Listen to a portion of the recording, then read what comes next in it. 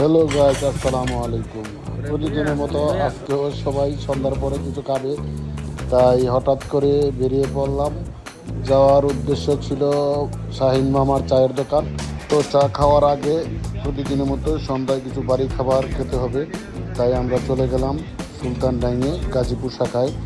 গিয়ে চিন্তা ভাবনা করে আমরা দুজন দিলাম দম বিরিয়ানি, আর ওরা দুজন দিল চাপের অর্ডার। আসলে চাপ অনেক ঝাল, তাই চিন্তা ভাবনা করে ওরা চাপ খাবে, আমরা দম বিরিয়ানি।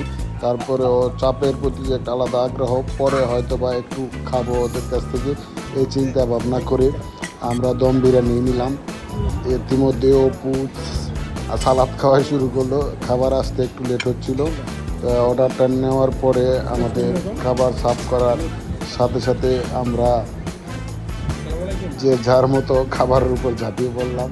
এটা আমাদের প্রতিদিনেরই একটা মনে করি অংশ। খাবার শেষে তারপর একটা ফিরনি অর্ডার করলাম, ফিরনি অর্ডার করে খাওয়া দাওয়া শেষ করে বেরিয়ে পড়লাম।